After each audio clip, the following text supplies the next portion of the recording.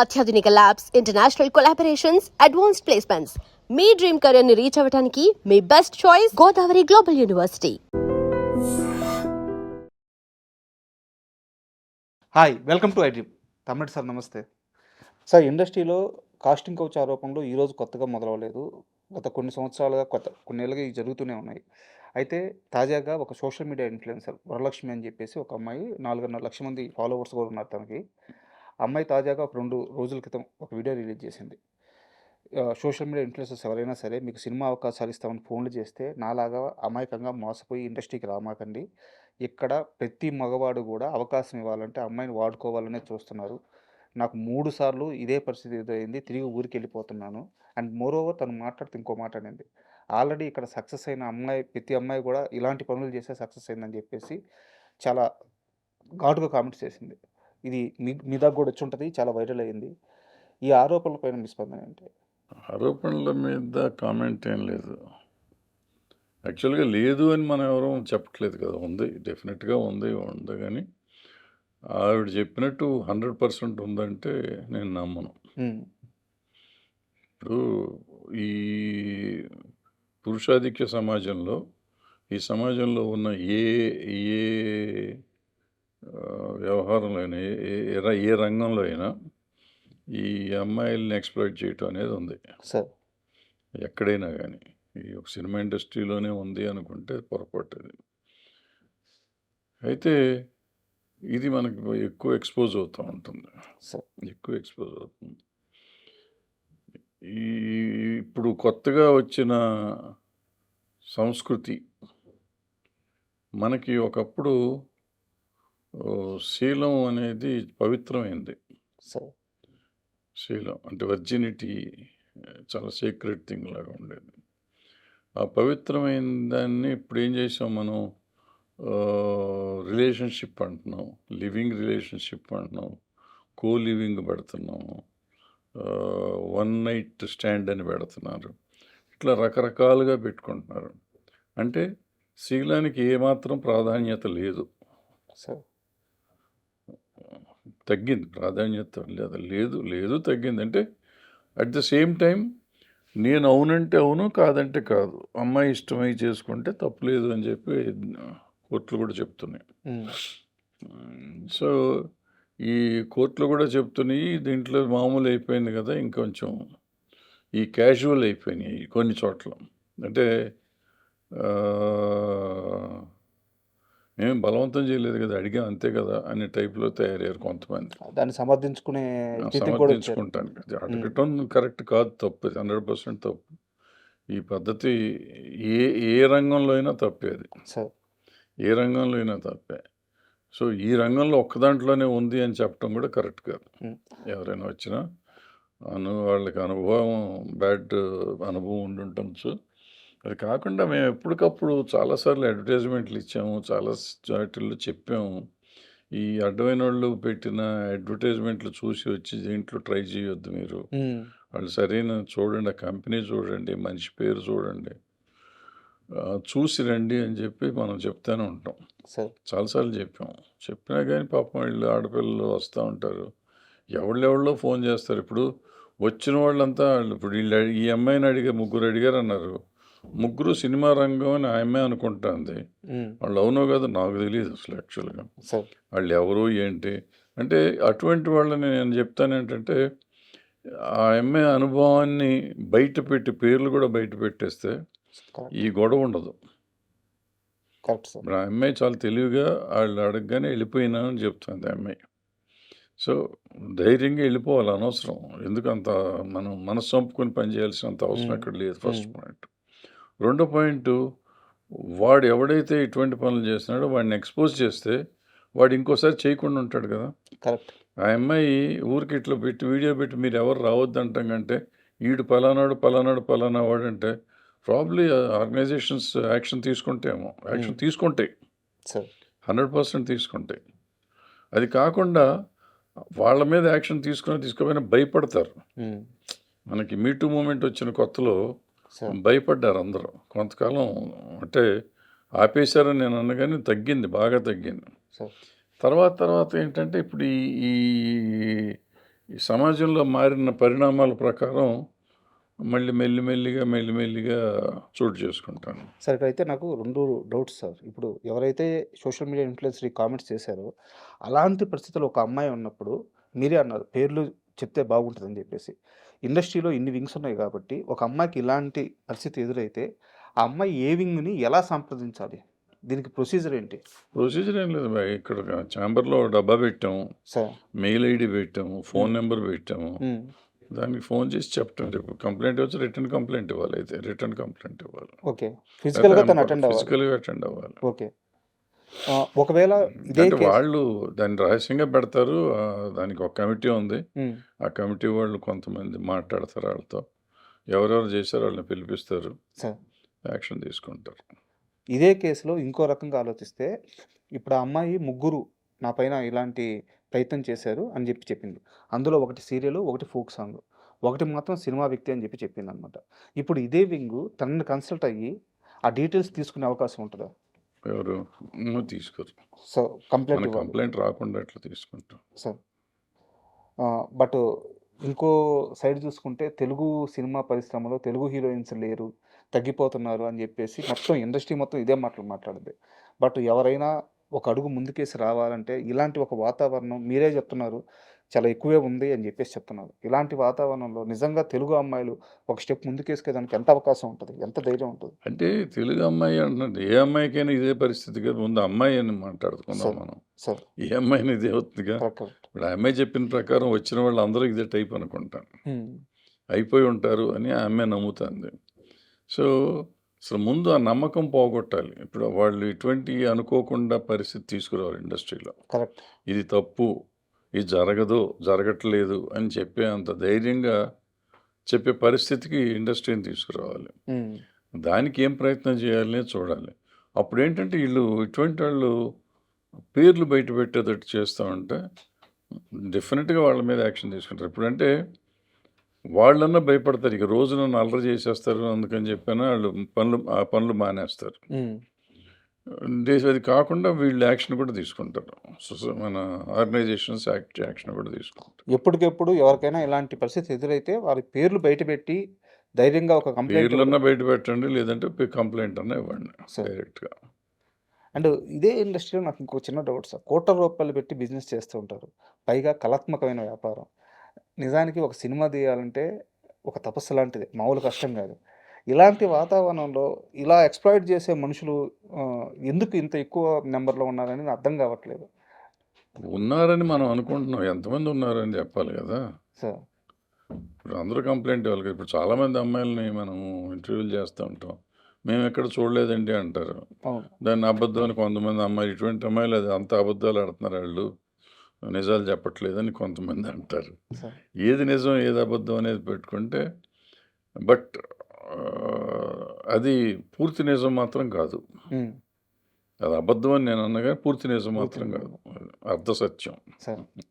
Sir ఎలాగో ఈ topic మీద మాట్లాడుకుంటున్నాం కాబట్టి, ఒకవేళ ఇలా ప్రయత్నం చేసి కాస్టింగ్ కౌచ్ ప్రయత్నం చేసిన మేకర్స్‌కి ఎవరికైనా సరే, అమ్మాయి కంప్లెయింట్ ఇచ్చిన, ఒక వింగ్ యాక్షన్ తీసుకుంటే ఎలాంటి లీగల్ యాక్షన్స్ ఉంటాయి వాళ్ళ మీద? ఏంటంటే ఇండస్ట్రీ వాళ్ళు కార్డు తీసేస్తాం. హ్మ్. మన సినిమాల్లో పని చేయకుండా కూడా చేయొచ్చు. సార్. అంటే అఫెన్స్‌ని బట్టి ఉంటుంది. అతను చేసిన ఎంతవరకు చేశారు, ఎంతవరకు ఉంటుంది అనేది చూసి దాని మీద అది కమిటీ ఉంది. చాలా పెద్దవాళ్ళందరినీ పెట్టారు దాంట్లో కమిటీ. హ్మ్. సీరియస్ వాళ్ళంతా ఫిల్మ్ కలిసి. మేకర్స్ అంటే మీరన్నట్టు సీనియర్ ప్రొడక్షన్ హౌసెస్ ఉంటాయి. సీనియర్ ఫిల్మ్ మేకర్స్ ఉంటాయి. వాళ్ళపైన ఎప్పుడు ఇలాంటి ఆరోపణలు రావు సార్. ప్రత్యేకించి అంటే చిరునామా కూడా సరిగ్గా లేకుండా ప్రొడక్షన్ ఆఫీసులు ఓపెన్ చేసేసి, ఇలాంటి వాళ్ళ వల్లే ఎక్కువ సమస్యలు మీరు ఎదురవుతాయి. ఏంటంటే ఇప్పుడు టీవీలో స్క్రోల్ చూస్తూ ఉంటారు. ఆ! మేము 20 సినిమాలు తీసాము, మాకు నటినట్లు కావాలి, మేము 20 సీరియళ్ళు తీసాము. హ్మ్. వాళ్ళు ఏం సీరియల్ తీశారని వీళ్ళు అడగరు. వెళ్ళిపోతుంది అది చూసి. ఆ సీరియల్ ఆ స్క్రోల్ ఆపిచ్చాం. ఈ పేపర్‌లో న్యూస్ పేపర్‌లో చిన్న కాలమ్ వేస్తారు. సార్. నూతన నటినట్లు కావాలని. ఆ! అవి చూసి వచ్చేస్తారు ఫోన్ నెంబర్ పెట్టుకుని. ఇటువంటి మోసగాళ్ళంతా తయారైపోతుంటే వాళ్ళ దగ్గరికి వెళ్ళి మోసపోతున్నారు. ఎన్నిసార్లు చెప్పినా వినట్లేదు అయి. అంటే వీళ్ళకి ఒక రకమైన మోజు, సినిమా మీద మోజుతో మోసపోవటం అనేది అలవాటైపోయింది. దాన్ని మనం ఎట్లా అరికడతాం? ఆ టీవీలలో మాకు యాడ్ వస్తుంది కదండి అని వేసుకుంటున్నారు. సార్. ఆ డబ్బులు వస్తున్నాయి కదండి. అది మోసమే. నేను ఉన్న రోజుల్లో కొన్ని రోజులు ఆపాను నేను. సార్. అట్లాంటి అడ్వర్టైజ్మెంట్స్ కూడా. అడ్వర్టైజ్మెంట్లు ఆపాను. సార్. పేపర్‌లోనూ ఆపాను, టీవీలోనూ ఆపాను నేను. హ్మ్.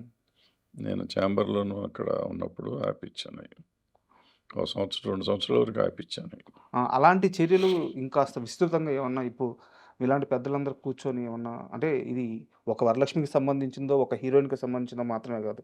సంవత్సరంలో గ్యాపులుగా ఏదో ఒక టైంలో ఇలాంటి ఆరోపణలు వస్తూనే ఉన్నాయి. దీనికి మీరే అన్నారు. పూర్తిగా ఒక నమ్మకం తల్లిదండ్రులకు గాని, అమ్మాయిలకు గాని ఒక నమ్మకం కల్పించగలిగితే అంటే ఇక్కడ ప్రాబ్లమ్ ఎక్కడొస్తుందంటే, ఈ అమ్మాయి ధైర్యంగా చెప్పింది. చాలామంది ధైర్యంగా చెప్పరు. హ్మ్. అసలు ఈ మాత్రం కూడా మాట్లాడరు. నేనే పేర్లే చెప్పమంటున్నా. హ్మ్. పేర్లు కూడా చెప్పకుండా, మా పేరు రహస్యంగా పెట్టండి. రహస్యంగానే పెడతాం. బట్ విషయం తెలియాలి కదా! అవును. ఇప్పుడు నువ్వు చెప్పేది నిజమో అబద్ధమో కూడా నేను అసెస్ చేయాలి కదా! హ్మ్. నేను అసెస్ చేయాలంటే ఇప్పుడు పలానా వాళ్ళ మీద మీరు చెప్తున్నారంటే, ఆ పలానా వాళ్ళు ఎవరినో పిలిపిస్తాం మేము. అవును. ప్రొసీజర్ వాళ్ళు ఉంటది కదా! పిలిపించి మాట్లాడాలి కదా! నువ్వేమి చెప్పకుండా ర్యాండమ్‌గా వాడెవడో చేశాడు, వీడెవడో చేశాడంటే కుదరదు కదా! ఇప్పుడు ఏం యాక్షన్ తీసుకుంటే ఎవరి మీద తీసుకుంటాం. బట్ ఇక్కడ ఇంకో సమస్య ఉంది కదా సార్. ఎవరైనా సరే ఒక అమ్మాయి ధైర్యంగా ముందుకొచ్చి సరే తన ఐడెంటిటీ రివీల్ అయినా కాకపోయినా, ఒక అమ్మాయి ముందుకొచ్చి ఒక కంప్లెయింట్ చేస్తే, ఇండస్ట్రీ తరువాత కాలంలో ఆ అమ్మాయికి నిజంగా ఛాన్సులు ఇస్తారా? ఈ అమ్మాయితో తలనొప్పి ఎందుకని చెప్పి వెనక్కి తగ్గే నిర్మాతలు కూడా చాలామంది ఉన్నారు కదా! అది కూడా అమ్మాయిలు వెనకడుగేయడానికి కారణం కదా! జమున గారికి ఒక పేజీ ఎన్టీ రామారావు గారు, నాగేశ్వరరావు గారితో పేజీ చూస్తే, సార్. ఎన్టీ రామారావు గారు, నాగేశ్వరరావు గారు ఆవిడతో యాక్ట్ చేయకపోయినా కానీ ఆవిడ ఇండస్ట్రీలో ఉండి చివరిదాకా ఆవిడ సూపర్ స్టార్‌గానే ఉంది కదా! అవును సార్. ఒక టైం పీరియడ్‌లో కరెక్ట్. మనుషులు మనలో ఆ రోజుల్లోనే అంటే ఆళ్ళకి ఈ లైంగిక వేధింపులు కాదు అక్కడ. ఏదో సమస్య వచ్చింది. హ్మ్. ఆడవాళ్ళని అప్పుడు మరీ ఆడవాళ్ళని తక్కువగా చూసే రోజుల్లో సంగతి అది. అట్లా ధైర్యంగా మనం ఎదుర్కొనే పరిస్థితి ఉండాలి. వాణిశ్రీ గారు ఉన్నారు. సార్. ఎంతమంది లేరు ఆర్టిస్టులు. ఏళ్ళతో ఆడిచ్చినోళ్ళు ఆర్టిస్టులందరిని, మగోళ్ళందరిని. భానుమతి గారు. అయ్యో! ఆవేశం ఇంకా. సో, మనం ఊరికే అనుకోవటమే. ఇది ఏం చేయగలమా, చేయలేమా అని మనం చేయాలి అంతే. సార్. మన కంట్రోల్‌లో ఉంటుంది. ఇప్పుడు 2 చేతులు కలిస్తేనే తప్పట్లు అవుతాయి. 2 కలవకుండా అవ్వవు కదా! అందులో ఇప్పటి రోజుల్లో మరీ ఎక్కువైపోయింది. అప్పట్లో అది బలవంతం చేసేవారు అప్పట్లో ఒక రకంగా చెప్పాలంటే. ఓకే. ఇప్పుడు బలవంతం కాదు ఊరికే అడుగుతున్నారు. సార్. అడిగితే కాదు అని చేసుకొని వెళ్ళిపోతున్నోళ్ళు ఉంటారు. ఇప్పుడు ఈ అమ్మాయి చెప్పినట్టు అది కాదు అంటే చేసేవాళ్ళేమో వాళ్ళు. వాళ్ళెవరో నాకు తెలీదు. కాదన్నా కూడా చేసుకొని వెళ్ళిపోతారు. ఇక మొఖాలు చూసుకోగా ఇది వచ్చిన అవకాశం చేసుకొని వెళ్ళిపోదాం. హ్మ్. వాళ్ళు బలవంతం చేయరు. వీళ్ళు పని చేసుకొని వెళ్ళిపోతారు. అనే టైప్‌లో కూడా కొంతమంది కొన్ని ఉంటారు. కేసెస్‌లో. కొన్ని కేసెస్‌లో ఉంటారు. సార్. ఎందుకంటే ఒక ప్రోడక్ట్ మనిషిని నేను ప్రోడక్ట్ అంటాం తప్పు ఇదైనా గానీ టాలెంట్ ప్రోడక్ట్ కంటే టాలెంట్. ఒక టాలెంటు లేకపోతే ఒక అందం. ఈ 2 సినిమాకి అవసరం. సార్. ఈ 2 ఉన్న మనిషి నాకు దొరికినప్పుడు నేను సినిమా చేసేది వ్యాపారం కోసం. కరెక్ట్. వ్యాపారం కోసం. నేను వ్యాపారం చేస్తున్నప్పుడు చాలా అందంగా ఉండి, చాలా పొటెన్షియాలిటీ, టాలెంట్ ఉన్న మనిషి దొరికితే నాకు, నా స్వార్థం కోసం చిన్న సెక్సువల్ కోరిక కోసం నేను ఆ ప్రోడక్ట్‌ని చంపుకోను. సినిమాని చంపుకోలేంగా. కథను చంపుకోను. సార్. అవసరం అడుగుతా. అడిగుండొచ్చు. సార్. నేను కాదన్నా గానీ ఆవిడతో పని చేస్తానికి డెసిషన్ తీసుకుంటాం. హ్మ్. ఇది కొన్ని కేసెస్‌లో. చాలా కేసుల్లో. సార్. చాలా కేసుల్లో. సో, ఆ అమ్మాయి చెప్పినట్టు ఎవరిని అడగలేదు అనేది నిజం అయ్యి ఉండకపోవచ్చు. అందరిని అడిగుంటారు. హ్మ్. అది కూడా నేను ఒప్పుకుంటా. చాలా వరకు 99% అడిగే ఉంటారు ఎవరో ఒకళ్ళు. ప్రొడ్యూసర్ అడిగాడా, డైరెక్టర్ అడిగాడా, మేకప్ మ్యాన్ అడిగాడా, కాస్ట్యూమర్ అడిగాడా, అసిస్టెంట్ డైరెక్టర్ అడిగాడా ఇయన్నీ నాకు తెలీదు గానీ, ఎవడో ఒకడు ఏదో ఒక టైంలో అడిగుంటాడు.